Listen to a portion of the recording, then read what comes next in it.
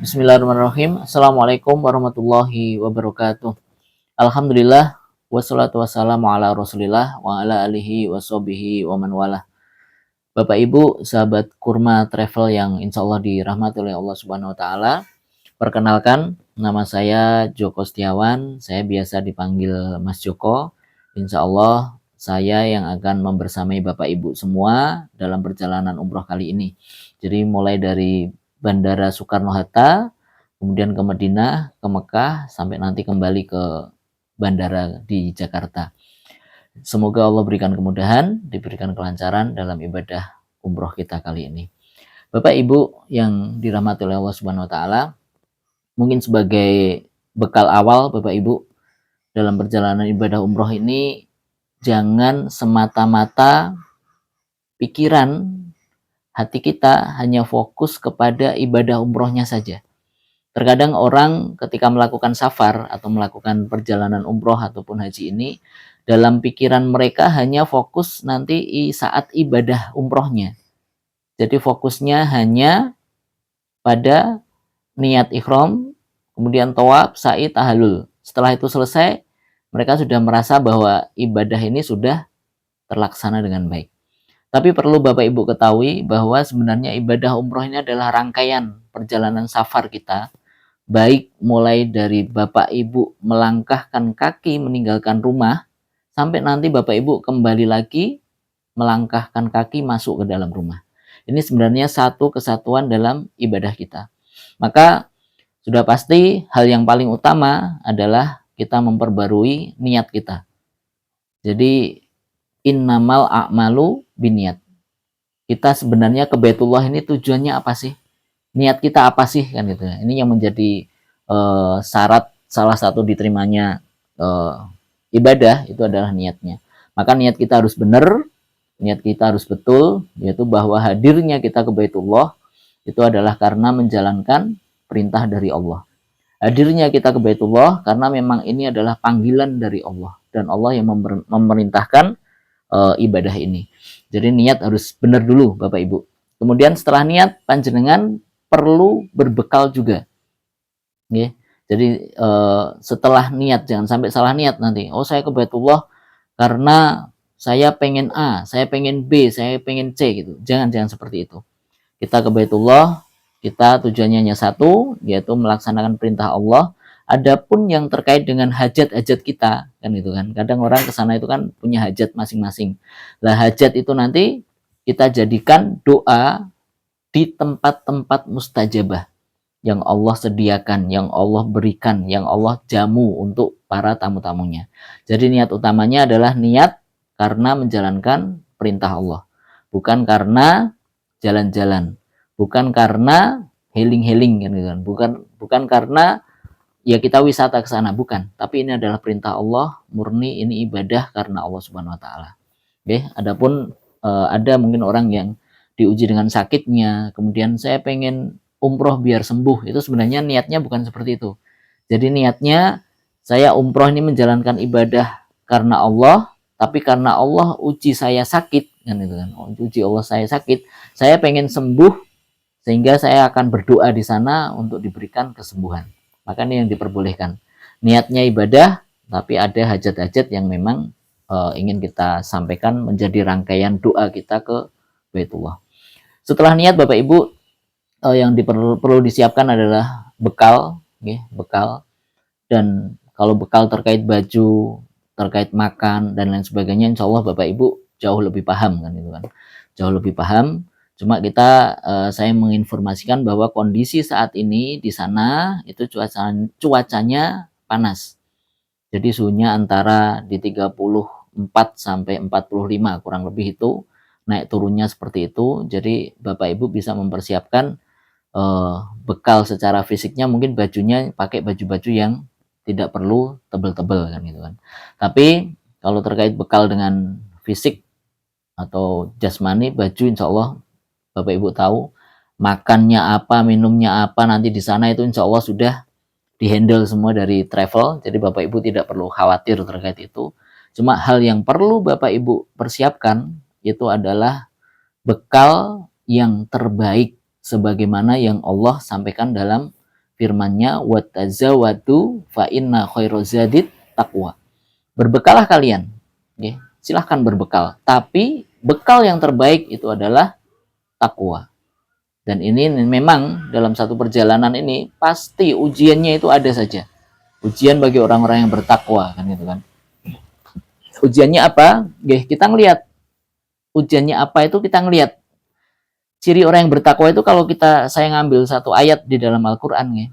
Dalam Al-Qur'an itu ayatnya dari Quran surat Al-Imran, "Uiddat lil muttaqin alladzina yunfikuna fis-sarra'i wad-dharra." Orang-orang yang senantiasa berinfak atau bersedekah di waktu lapang ataupun sulit. Ini nanti akan betul-betul kita rasakan Bapak Ibu. Bagaimana kita satu rombongan harus kompak. Bagaimana kita satu rombongan ketika ada yang sakit kita harus saling menolong. Bagaimana satu rombongan ketika Allah uji teman kita, qadarullah ada yang kesulitan dalam melaksanakan ibadah umroh. Kita menjadi penolongnya. Artinya apa? Artinya sedekah di sini bisa jadi Allah ujinya bukan sedekah dalam bentuk materi. Kalau materi mungkin kita dari rumah kadang sudah menyiapkan nih. Oh, saya mau bawa 1 rialan nih. Saya mau bawa 1 rialan sebanyak 100 rial. Nanti akan saya sedekahkan, akan saya bagikan ke sana. Bisa seperti itu. Tapi kadang Allah itu maha sempurna kan itu kan. Allah ngujinya, oh hambaku ini sudah persiapan rial nih. Kalau tak uji dengan dia sedekah dengan dalam bentuk harta, oh dia sudah punya nih. Coba saya uji dalam bentuk tenaga.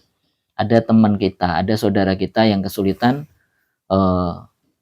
dalam ibadah. Apakah kita akan membiarkan atau kita akan menjadi penolongnya? Terkadang seperti itu. Ini akan menjadi ujian. Oh, ada saudara yang sudah tua, ada rekan kita yang nuwun sewu sudah usia lanjut. Kemudian kita menginfakkan, mensedekahkan tenaga kita untuk membantu.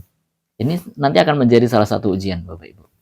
Kemudian yang kedua, Umidatil muttaqin alladzina yunfikuna fis-sarra'i wad-dharra wal kadhiminal ghaid, yaitu orang-orang yang mampu menahan amarah, menahan emosi. Ini pun juga nanti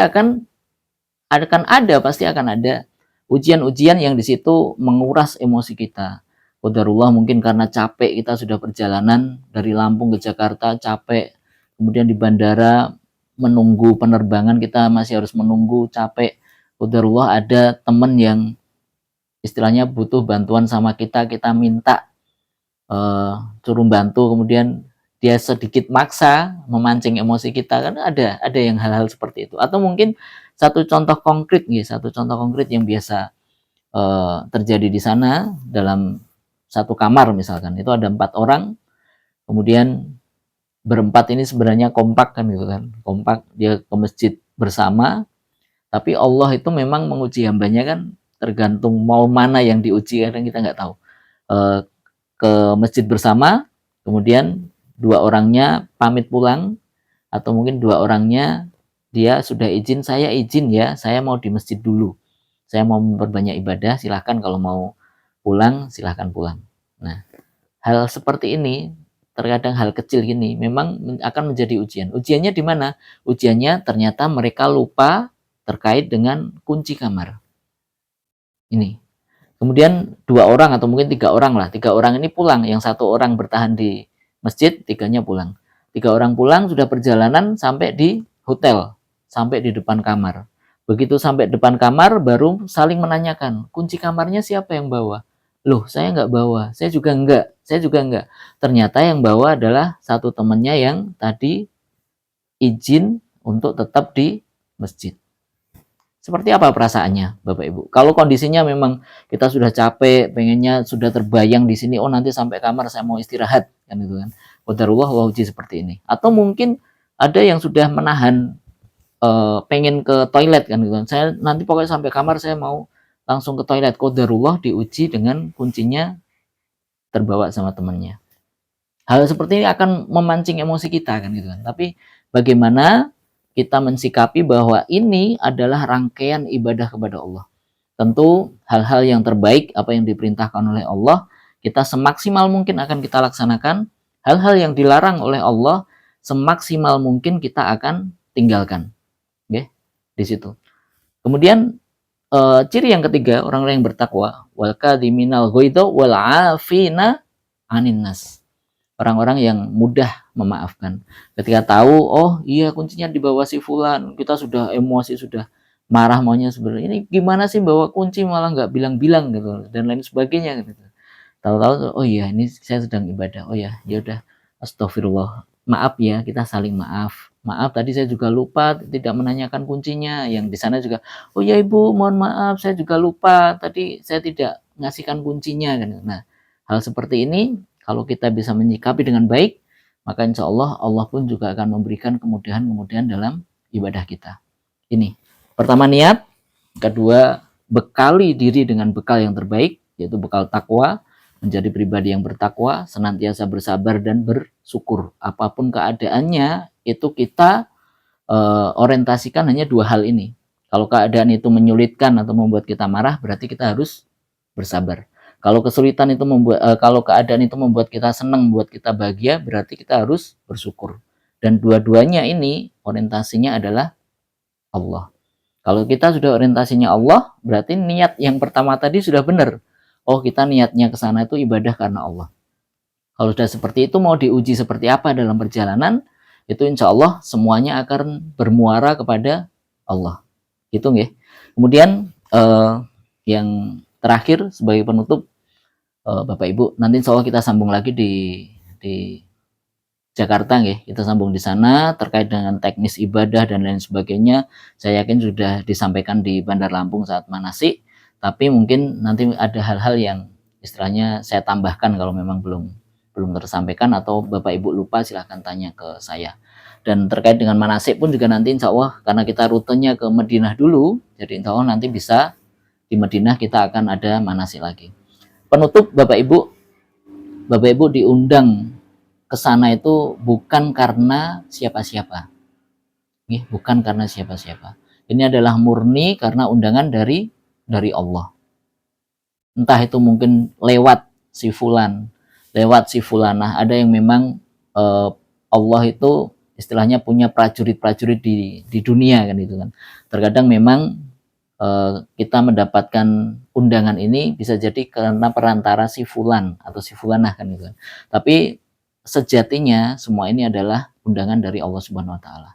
Maka Bapak Ibu perlu perhatikan ketika kita ke sana apa tujuan kita, apa yang kita inginkan dan apa yang kita harapkan itu harus betul-betul kita persiapkan.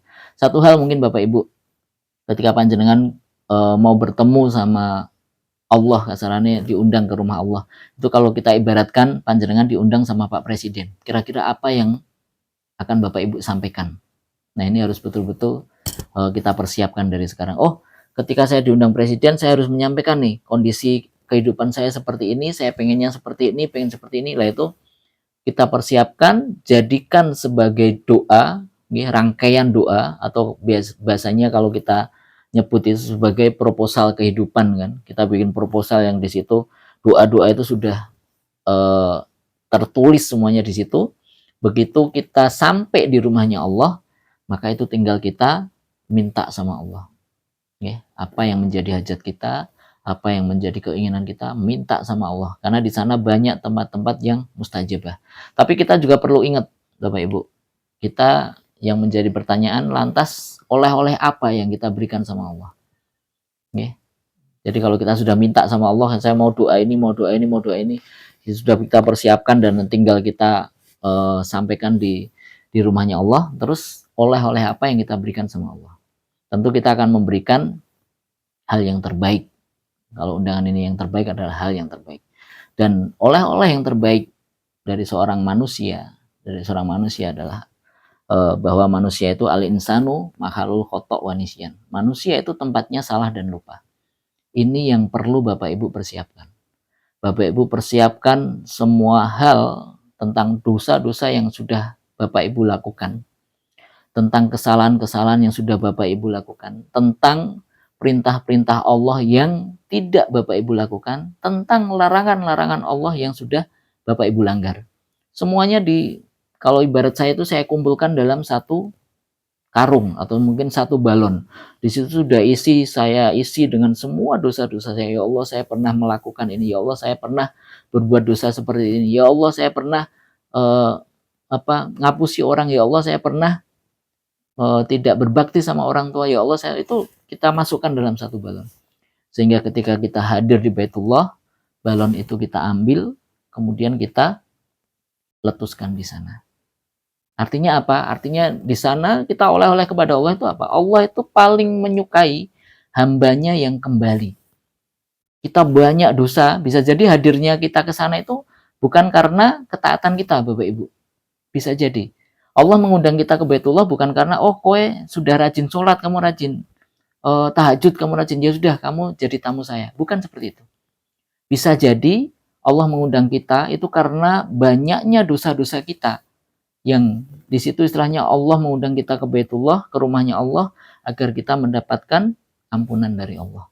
Dan Allah sangat menyukai, sangat menyukai ketika ada hambanya yang dulunya banyak berbuat dosa, banyak berbuat maksiat, lalu kembali lagi sama Allah, menangis minta ampun sama Allah, menangis bertobat sama Allah, kemudian dia pulang dari umroh menjadi pribadi yang jauh lebih baik. Ini Allah sangat suka. Maka ini yang akan kita jadikan oleh-oleh. Saat ini Bapak Ibu persiapkan apa sih dosa-dosa yang sudah pernah kita lakukan. Ya, diingat semuanya sampai di depan Baitullah, baru dilepaskan. Baru sampaikan sama Allah, ya Allah saya pernah berbuat maksiat ini. Ya Allah saya pernah berbuat dosa seperti ini. Tolong ya Allah ampuni hamba.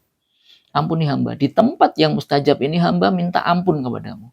Di tempat yang mustajab ini hamba gak mampu meminta doa yang macam-macam. Pokoknya hamba hanya minta ampunan darimu.